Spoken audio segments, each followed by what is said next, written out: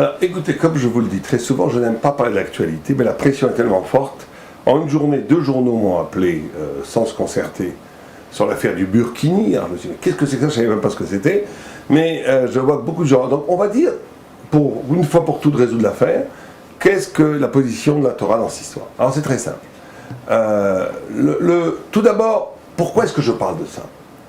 Parce qu'il me semble que cette affaire est symptomatique d'une situation historique qui montre un moment dans l'histoire où le peuple, où chaque juif se doit de faire un choix et où l'ouverture du Mashiach, du Messie, est proche.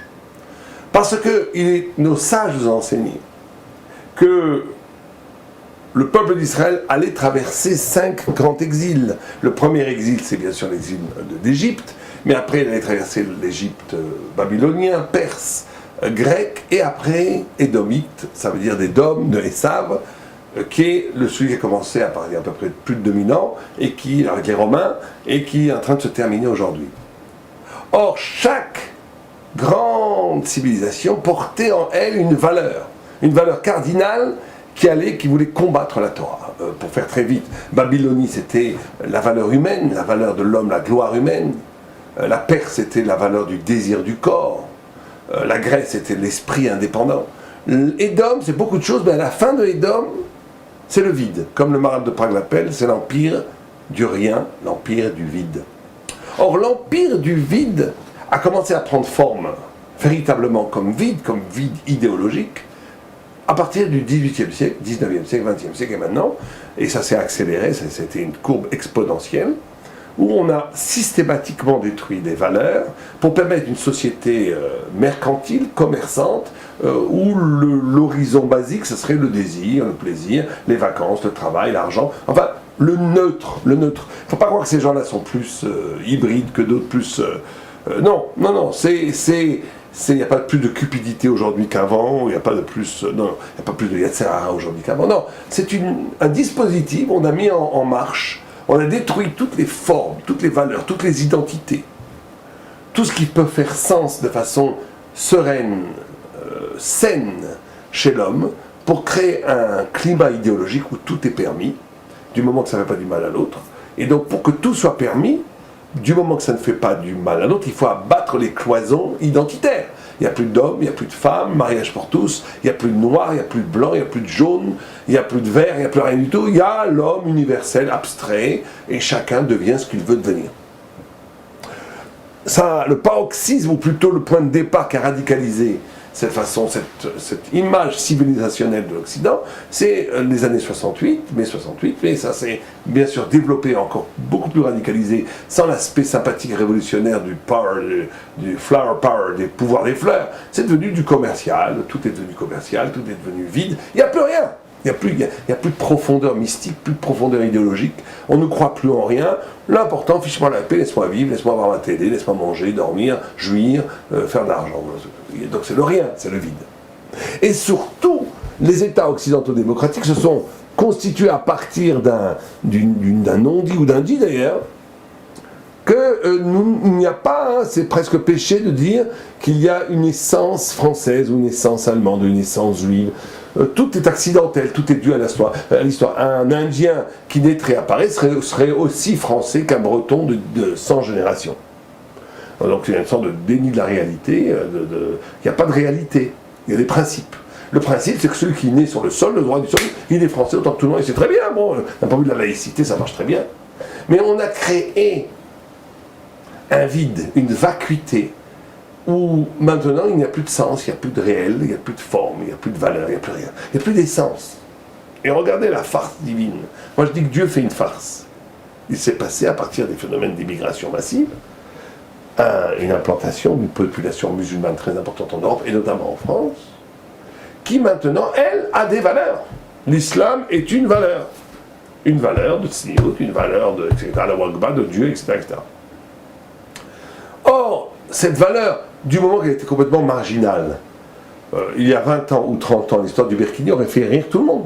C'est original, c'est sympa, sur les plages françaises, sur la Côte d'Azur, il y a quelques personnes qui s'habillent avec des survêtements, ça aurait été ridicule.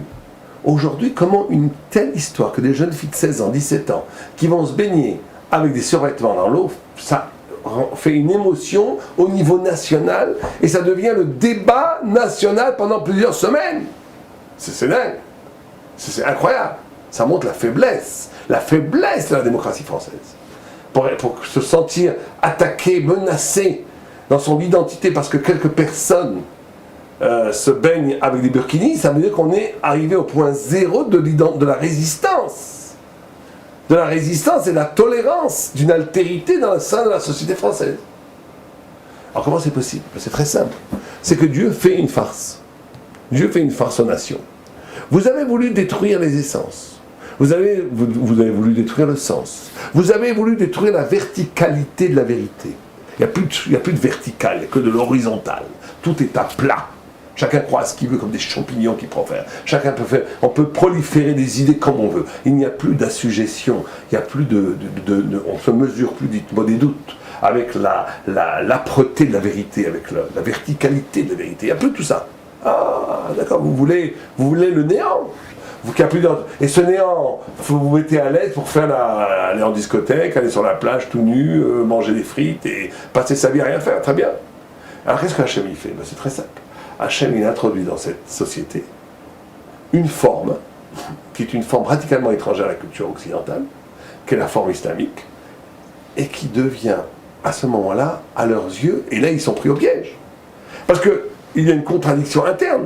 Je ne peux pas d'un côté pendant 2 siècles dire qu'il n'y a pas, que chacun vit comme il veut, chacun construit son identité comme il veut, qu'il n'y a pas, personne n'est assujetti à correspondre à une identité. La laïcité, c'est que tout le monde s'arrête au feu rouge, mais chacun croit ce qu'il veut, s'habille comme il veut, fait ce qu'il veut.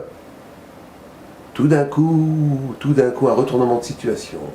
Tout d'un coup, la faiblesse idéologique, la vacuité idéologique, le vide idéologique, tellement radical que maintenant quand des gens dans la rue affichent une position idéologique, ça devient un danger. Alors que normalement on devrait dire, d'après la logique de la démocratie et de la laïcité, on devrait dire chacun fait ce qu'il veut, chacun s'habille comme il veut, chacun n'a aucun problème, on s'en fiche complètement. Donc quelle est la menace? La menace, c'est qu'on est en train de démasquer la soi-disant non-identité. En d'autres termes, c'est ça qui se passe. C'est qu'on a voulu nous faire croire pendant des siècles, pendant 2 siècles à peu près, pendant surtout les 50 dernières années, on a voulu nous faire croire qu'il n'y avait pas d'intention sournoise dans ce dispositif de civilisation sociétale, de liberté. Non, chacun fait ce qu'il veut, chacun s'amuse comme il veut, chacun devient ce qu'il veut, chacun peut devenir ce qu'il désire devenir. Mais tout ça, c'était valable que si on était en vérité esclave, assujetti, méchoabad, aliéné, à un système très précis de consommation et de lavage de cerveau, où les personnes étaient obligées d'adhérer aux mêmes valeurs, les valeurs de la nullité, les valeurs de la vacuité, les valeurs de la solitude, les valeurs de la destruction des valeurs. Mais en vérité, ce monde qui se veut sans valeur a des valeurs. Il a des valeurs en négatif. Il a des valeurs de destruction de la transcendance. Il a des valeurs de destruction de la vérité. Il a des valeurs de destruction de la verticalité. C'est ça les valeurs. L'empire du vide n'est pas une non-identité pure. L'empire du vide, c'est détruire tout ce qui prend forme. C'est l'anti-Torah, l'anti-vérité. Donc elle se sent menacée par l'affirmation sociologique, politique d'une composante de sa société qui affirme une forme qui n'adhère pas à cette société de la consommation, à cette association de la débauche et de la société de la débauche et du laisser-aller. Et donc on est dans une contradiction. Donc l'Occident doit ou bien avouer qu'elle a joué la comédie, que ce n'était pas du tout en vérité une société libre, ouverte à toutes les formes, à toute la multiplicité, à toute la pluralité, au pluriel identitaire. Non, non, non. Il fallait que tout le monde soit assujetti à une façon d'être. Tout le monde devait être l'esclave d'une société, d'un mode de vie qui était condamné à consommer, manger, économiser, faire de l'emprunt à la banque, pour acheter une belle maison, pour consommer au supermarché, pour faire tourner la machine, travailler comme des esclaves. Tous les matins, levez-vous, prenez le métro, boulot, dodo. Vous êtes des esclaves, mais c'est un esclave bien sympathique, soi-disant. Et on va vous abrutir à coups, non plus à coups d'opium. Non plus à coup de religion, on va vous abrutir à coup de médias, à coup d'internet, à coup de télévision, à coup de radio, à coup de tous les jours, le même langage, le même lavage de cerveau, la même idéologie vide qui vous assomme et qui vous aliène. Voilà le programme caché, voilà la face détestable de la soi-disant belle démocratie occidentale. Or, au cœur même de cette démocratie occidentale, tout d'un coup apparaît un monstre, pour eux, à leurs yeux, qui est un monstre, qui est voilà, le retour du religieux, le retour de la vérité, le retour de la verticalité, le retour de la sniout. La sniout, c'est une aberration. Hein. Cacher son corps, pourquoi cacher son corps? Comprenez? Alors, pourquoi alors, moi, si je suis vraiment un libéral, si je suis vraiment pour la liberté, je devrais respecter la façon dont les gens s'habillent et leur choix idéologique, leur choix religieux. Pourquoi c'est une menace? Si véritablement, si c'était honnête, cette façon de voir cette ouverture radicale et absolue à l'altérité, à la pluralité, à la liberté de chacun, aucun engagement vestimentaire, aucune expression de symbole religieux devrait être une menace. C'est qu'en réalité, le fond de l'affaire, c'est que le fond de cette société est un vide qui se bâtit pas simplement comme un vide, mais comme un vide qui veut détruire toute forme, toute vérité, toute apparition de verticalité. Et donc on est dans un totalitarisme du modernisme. Il y a une dérive totalitaire du modernisme, il y a une dérive absolument violente contre tout ce qui pourrait sortir du cadre dans lequel la société voudrait nous y mettre. Et c'est ce que fait aujourd'hui l'islam, et c'était prévu par la Torah. Puisque la Torah nous dit que le but d'Ishmaël, Ishmaël étant le représentant de l'islam, Ishmaël est Péré Adam, on l'appelle, il a une sorte de violence spirituelle.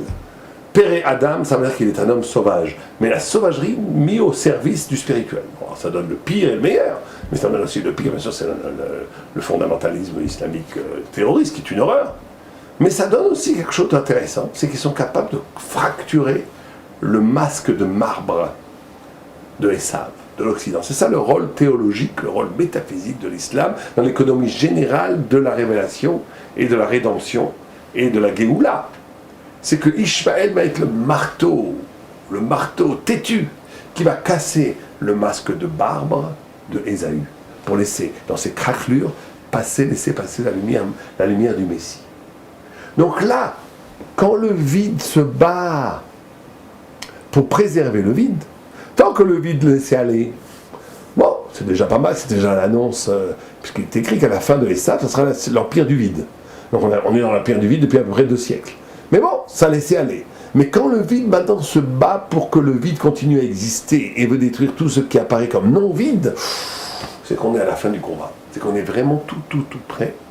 Tout près maintenant. On est vraiment à l'heure du combat entre Ishmaël et Esav, où les craquelures de ce combat vont faire passer la lumière messianique, et où la Massie va arriver. Là, on n'est vraiment pas loin.